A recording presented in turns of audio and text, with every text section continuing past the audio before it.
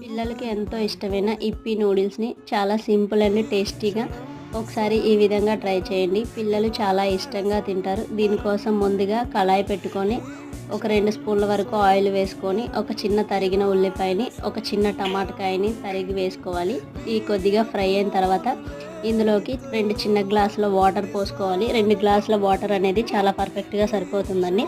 2 గ్లాసుల వాటర్ మరిగిన తర్వాత ఇందులోకి 2 ఇప్పి నూడిల్స్ని వేసుకొని వీటిని బాగా కుక్ అవ్వనివ్వాలి. ఇవి కరెక్ట్గా కుక్ అయిన తర్వాత మనకి వాటర్ అంతా ఎవాపరేట్ అయిపోతుందండి.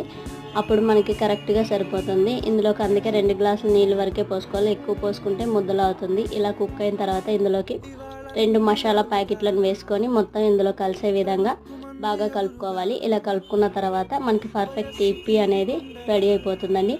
ఒకసారి ఇలా ట్రై చేసి చూడండి. పిల్లలు చాలా ఇష్టపడతారు. Please like and subscribe. Thank you.